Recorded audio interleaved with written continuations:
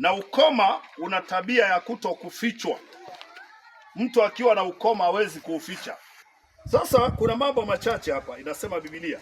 Na Washami walikuwa wametoka vikosi wakachukua mfungwa mmoja kijana mwanamke kutoka katika Israeli, naye alimhudumia mke wa Naamani. Mstari wa 3, akamwambia bibi yake, laiti bwana wangu angekuwa pamoja na yule nabii aliyeko Samaria, maana angeponywa ukoma wake. Hatua ya pili. Hatua ya kwanza, tunaona Naamani alikuwa ni mtu mkubwa, alikuwa anaheshimiwa, alikuwa ni hodari, lakini alikuwa na ukoma. Hatua ya pili, tunaona walikuwa wamechukua mtu kama mateka. Huyu mateka akawashuhudia, akamwambia Amina. Kwa nini nazungumza hivi? Injili ilimfikia Naamani kwa kushuhudiwa mke wake. Mke wake naye akamwambia mume wake. Kwa hiyo ninachotaka kusema ni hiki. Ninyi bila shaka mmekuwa kwenye huduma hii ya urejesho kwa sababu ya matatizo.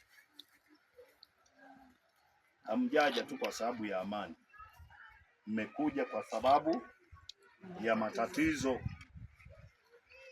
Na matatizo hayajaanza leo, yalikuwepo hata kabla ya Biblia.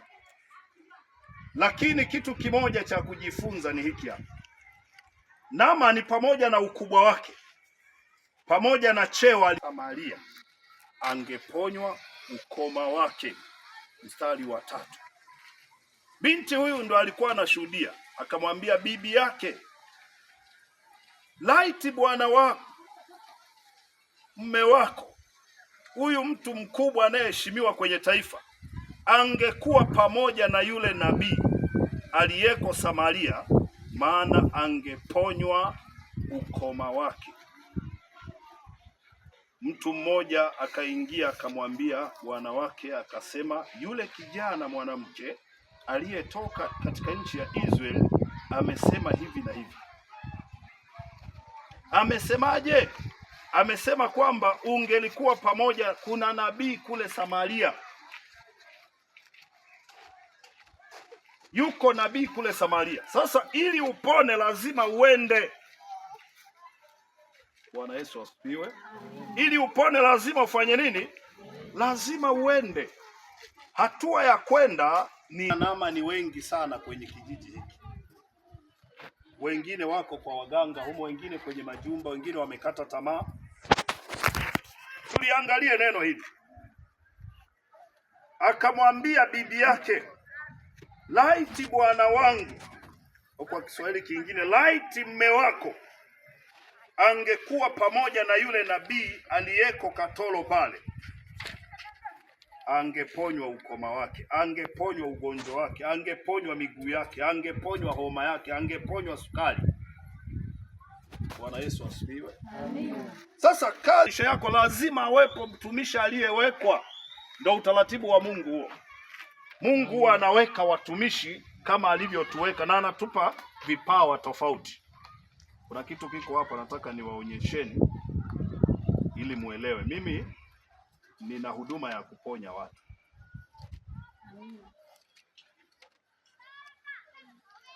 Kuna kitu hapa nataka niwaonyesheni ili mpate.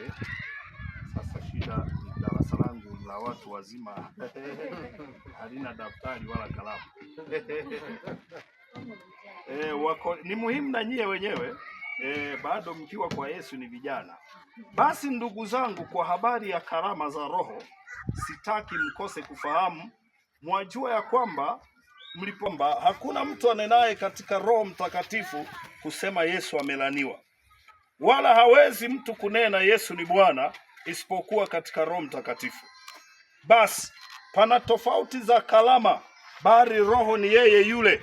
Tena pana tofauti za huduma, na Bwana ni yeye yule. Kisha pana tofauti za kutenda kazi, bali Mungu ni yeye yule azitendaye kazi katika wote. Kwa hiyo kuna tofauti za karama. Wengine tuna karama za kuponya watu, wengine wanapaswa wasikie. Sasa ni kazi yako kila mmoja kumwambia ndugu yako, kumwambia rafiki yako kwamba uwezekano wa hilo tatizo kuponywa upo. Nataka tuangalie hapa. Mungu aliposikia kwamba mfalme wa Israeli ameyararua mavazi yake, ndipo akatuma watu kwa mfalme akisema, mbona umeyararua mavazi yako? Na aje sasa kwangu mimi, naye atajua ya kuwa yuko nabii katika Israeli. Na aje kwangu sasa, naye atajua.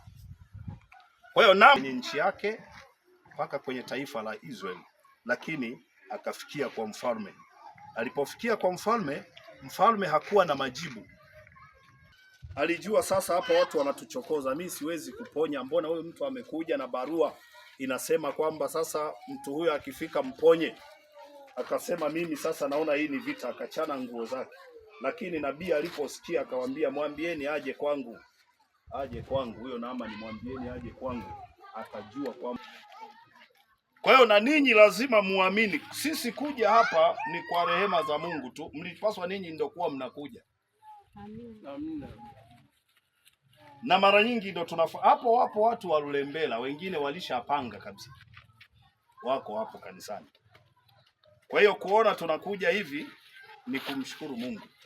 Lakini mlipaswa ninyi wenyewe ndio kuwa mnasafiri Jumanne, Alhamisi kwenye maombi. Lakini tumeona tu kwa rehema za Mungu kwamba inapendeza kama tunaweza kuwa hizi bara za katikati tunaweza kuwafikia. Bwana Yesu asifiwe. Amina. Hatua inayofuata ni hii. Lazima uamini. Ndio ninataka nifungie hapo. Maana la salamu lazima karamu. Umesikia mimi? Hamna daftari, hakuna mahali mnaandika. Bwana Yesu asifiwe. Amen. Nataka sasa tusimame.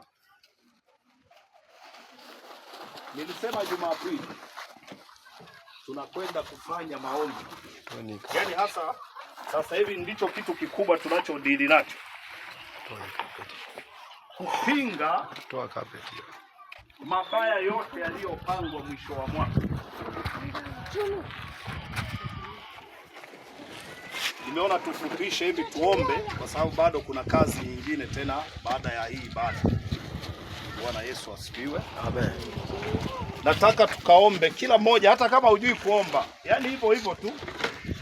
Unapinga mabaya yote yaliyokusudiwa mwisho wa mwaka juu ya maisha yako, juu ya familia yako na mali zako. Mambo matatu. Kupinga mabaya yote, hata kama utaomba kwa ukose, hata kama iwe ni kwa Kisukuma. Ingawa najua Kisukuma ni kigumu zaidi kuliko Kiswahili.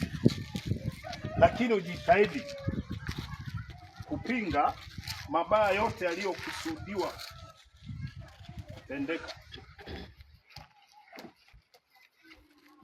Asante kwa sababu wewe ni mtakatifu.